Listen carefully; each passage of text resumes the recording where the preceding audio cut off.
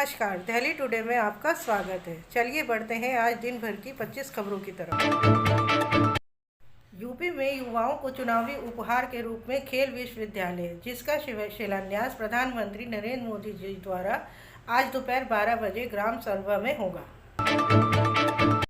Omicron की दस्तक के बाद बड़े शहरों की स्थिति चिंताजनक, मुंबई सर्वश्रेष्ठ है। महाराष्ट्र में 10 से ज़्यादा मंत्री संक्रमित और 20 विधायक कोरोना वायरस से संक्रमित पाए गए।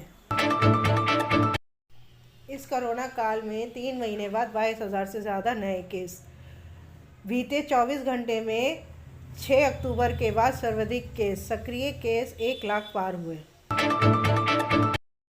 ओमिक्रॉन अन्य वेरिएंट से कम खतरनाक। एक शोध में खुलासा हुआ है कि ओमिक्रॉन अन्य वेरिएंट की तुलना में कोरोना के अन्य वेरिएंट की तुलना में कम खतरनाक है।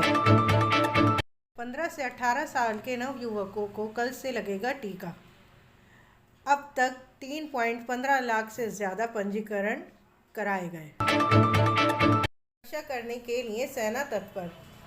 जम्मू कश्मीर स्थित सेना की उत्तरी कमान के commander lieutenant general YK Joshi ने नए साल पर दिए गए एक संदेश में कहा कि भारतीय सेना के देश के लोगों की सभी बाधाओं की रक्षा के लिए खड़ी है। लंदन में भारतीय मूल के प्रोफेसर कक्कड़ को सम्मान। सर्जरी के प्राध्यापक कक्कड़ सहित 50 अन्य ब्रिटिश भारतीयों के नाम नमवर्ष सम्मान सूची में शुमार। व्हाट्सएप ने 17 लाख भारतीय खाते बंद किए। कंपनी ने अपनी अनुपालन रिपोर्ट में दी गई जानकारी के अनुसार नवंबर 2021 में उसे 602 से ज़्यादा शिकायतें मिली। तालिबान ने पाकिस्तान को बाड़बंदी से रोका। अफगानिस्तान सीमा पर तालिबान द्वारा पाकिस्तान सेना को बाड़बंदी व सैन्य चौकी निर्माण से रोकने के साथ ही दोनों देशों के बीच वर्षों पुरानी डुरंड लाइन का विवाद फिर उभर आया है। पाकिस्तान को उम्मीद थी कि तालिबान शासन के दौरान ये मुद्दा सुलझा लिया गया है। वैष्णो देवी में भगदड़ से 12 लोगों की जान गई। 16 श्रद्धालु घायल हुए, जिनमें से 2 की हालत गंभीर है। हजार शंखों के नादाचरण से गूंज उठी काशी। वाराणसी में शनिवार को ऋषिकेश विश्वनाथ धाम के 1000 से ज़्यादा लोगों के शंखनाद से पूरा परिसर गूंजमान हो गया था। कार्यक्रम में यूपी, बंगाल, उड़ीसा, मणिपुर और आसाम से आए लोग भी उपस्थित थे। कोरोना काल में जश्न के जोश में सामाजिक दूरी का पालन भूले।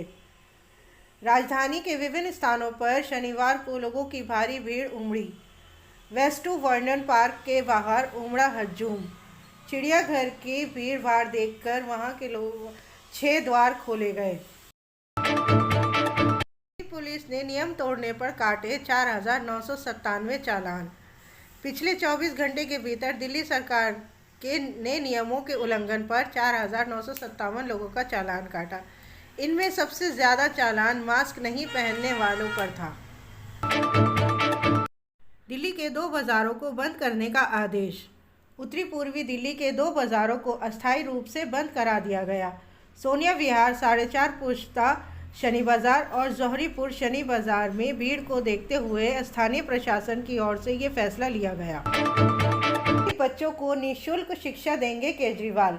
आम आदमी पार्टी के राष्ट्रीय संयोजक अरविंद केजरीवाल ने शनिवार को कहा कि अगर उनकी पार्टी पंजाब में सत्ता में आती है तो गरीबों को, वंचितों के बच्चों को अच्छी और निःशुल्क शिक्षा देंगे। खनन के बाद किसी को संभलने का मौका नहीं मिला। भवानी जिले के डाडम में खनन के दौरान हुआ हादसा, धमाके के साथ गिरने लगे पत्थर।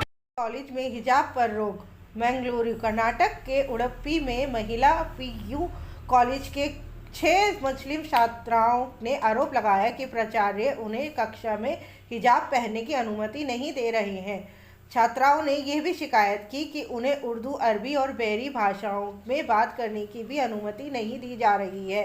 छात्राएं 3 दिन से विरोध स्वरूप कक्षा के बाहर खड़ी हैं। संग्रह 1.29 लाख करोड़ के पार। जाली बिल जारी करने वालों के खिलाफ कार्रवाई से GST राजस्व बढ़ाने में मदद मिली।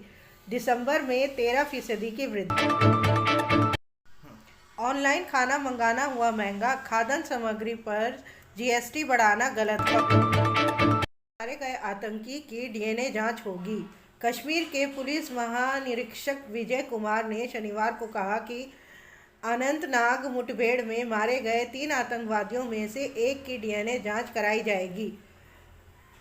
उन्होंने कहा उसकी तस्वीर 2019 में पुलवामा आत्मघाती हमले में शामिल अंतिम जीवित बचे आतंकवादी की तस्वीर से मिलती है। 30 साल से वनडर्स में अजय है भारत। दक्षिण अफ्रीका के साथ 3 टेस्ट की सीरीज में का दूसरा मैच सोमवार से खेला जाएगा। टीम इंडिया को 1-0 की बढ़त हासिल। बुमराह को शानदार प्रदर्शन का पुरस्कार। तीनों प्रारूपों में निरंतर अच्छे प्रदर्शन का इनाम दिया गया। कीरोन पोलार्ड को विंडीज टीम की कप्तानी सौंपी। गेल को टीम में जगह नहीं पर सम्मान होगा। और अर्जेंटीना ने शानदार जीत से की शुरुआत। सिडनी में साल के पहले grand slam Australian open tennis tournament से पहले अर्जेंटीना और स्पेन ने शानदार शुरुआत की। सभी समाचार पत्रिकाओं पर आधारित हैं। धन्यवाद।